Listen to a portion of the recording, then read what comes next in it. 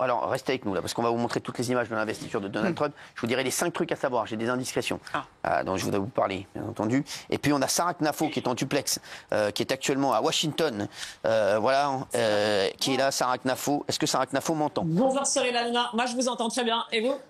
Très bien. Elle est à fond dans le rôle, hein, Sarah Knafo, direct. Hein. Sans rigoler, elle direct. On dirait qu'elle a fait envoyer spécial toute sa vie. J'adore. C'est incroyable. Comment allez-vous, Sarah Knafo? Ça se passe bien? Ça va très bien. Écoutez, là, je suis au Capitol One. Il y a Donald Trump qui arrive dans quelques minutes, donc il va y avoir de plus en plus de bruit derrière moi, mais au moins vous vivez le moment avec moi. Eh ben merci, vous êtes un amour. Alors comment ça se fait? Comment vous avez appris que vous avez été convié à la cérémonie d'investiture de Donald Trump? J'ai reçu un message sur WhatsApp, si vous voulez tout savoir, d'un de mes amis qui s'appelle Jacob Elberg et qui est ministre de l'économie et de l'énergie. Donc il est devenu ministre aujourd'hui à midi. Et c'est lui qui m'a annoncé que l'administration Trump nous invitait avec Éric Zemmour. Très bien. Comment ça va, Éric est heureux? Il est bien? Il est content? Franchement, tout le monde est heureux parce que ce qu'on voit ici, notre espoir, c'est que ça arrive demain en France.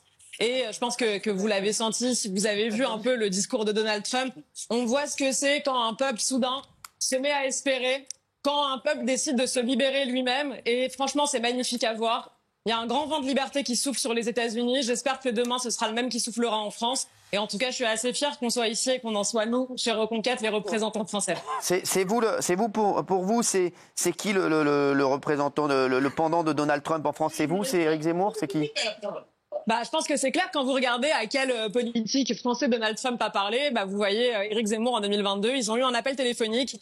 Pour le coup, vraiment passionnant parce qu'il y avait toute la suite de l'histoire qui était déjà dans cet appel. À ce moment-là, Donald Trump était vraiment au fond du trou. Tout le monde disait il est mort politiquement, il s'en relèvera jamais, il gagnera jamais, il remportera même pas la primaire des Républicains. Et à ce moment-là, Trump appelle Éric Zemmour pendant pleine campagne présidentielle de 2022 et il lui dit vous savez, les journalistes, les médias, les humoristes, vous parlez des humoristes, diront de vous que vous êtes trop brutal. Ils se moqueront de vous, ils diront que vos mesures sont pas réalistes, que vous êtes radical. Ne changez rien. Si vous restez droit, y compris dans la tempête, le peuple, lui, vous sera reconnaissant. Les médias vont dire que c'est une faiblesse, mais le peuple pensera que c'est une force. On connaît la suite de l'histoire pour Donald Trump. J'espère que les Français auront la même chance que les Américains ici. Sarah Knafo, vous allez le voir, Donald Trump? Vous l'avez déjà vu? Vous allez le voir? Vous allez lui parler ou pas du tout? Là, je vais le voir dans quelques minutes. Alors, je sais pas si je vais pouvoir lui parler. Vous savez qu'avec les tentatives d'assassinat, il a un secret service, donc son service de sécurité qui est particulièrement oppressant autour de lui. Mais en tout cas, dans quelques minutes, il arrive. Et Elon Musk, vous l'avez vu ou pas? Elon Musk, hier j'étais à la soirée de X Twitter, donc bientôt je raconterai un peu le voyage parce que j'ai vu pas mal de monde, j'ai vu pas mal de choses, j'ai appris beaucoup pour la France. Là peut-être que vous avez vu aussi ce qu'ils sont en train de faire dès le premier jour. Donald Trump, dès son discours, il a dit voilà ma première décision aujourd'hui. Il va signer 30 décrets. D'ailleurs, c'est juste derrière moi. Là, ça fait un peu envoyé spécial ce que je suis en train de faire, mais c'est juste derrière moi qu'il va signer sur le bureau les 30 décrets qu'il a promis. Donc, la première, c'est de, évidemment, fermer les frontières. Quand il a dit ça, tout le monde s'est levé dans la salle, tellement les gens attendent cette protection de leur territoire. Nous aussi, on devrait le faire, alors que tout le monde nous fait croire que c'est impossible.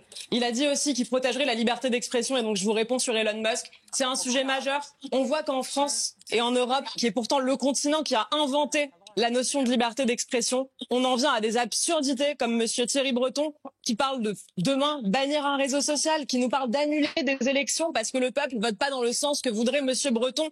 Et pendant que monsieur Breton nous parle d'ingérence américaine, on apprend qu'il était en train de négocier son pantouflage à la Bank of America. Ça, c'est honteux. C'est des choses qu'on veut plus voir du tout chez nous. Et j'avoue que ce vent de libération, je suis pressé qu'il arrive chez nous. On fera tout pour. Sarah Knafo, c'est qui votre Elon Musk à vous, Éric Zemmour, c'est qui? C'est qui? Notre Elon Musk? Franchement, je dirais qu'on en a plusieurs. J'attends la prochaine campagne présidentielle pour montrer. Mais il y a beaucoup si vous voulez, chez Reconquête, on est aussi le parti des ingénieurs.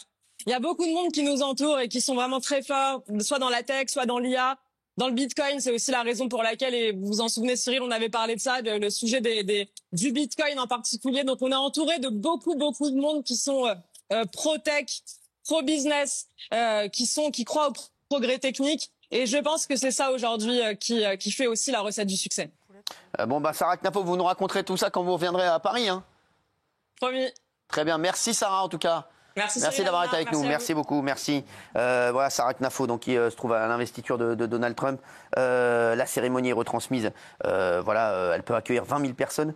Il y a le traditionnel défilé sur le mall enneigé, donc sera déplacé. À 15h58, Donald Trump est arrivé à la Maison-Blanche pour s'entretenir avec Joe Biden. Regardez.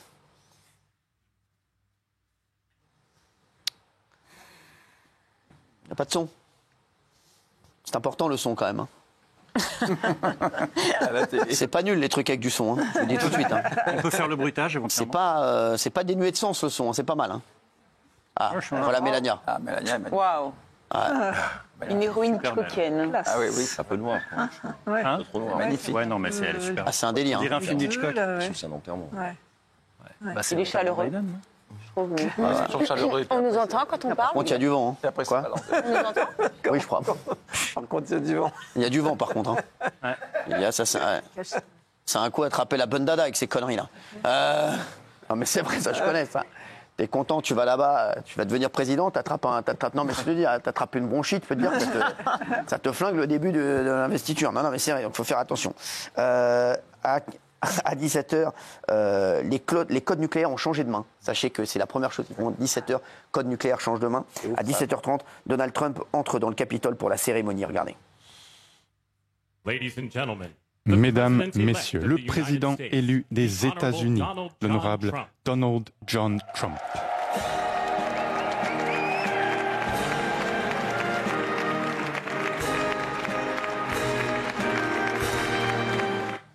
Là, il vient de serrer la main de Josiane Zerbib, qu'on connaît bien, qu'on embrasse. En 2016, l'investiture de Donald Trump avait été boycottée en masse, mais cette fois, il y avait plus de monde. D'ailleurs, tous les anciens présidents étaient là, regardez.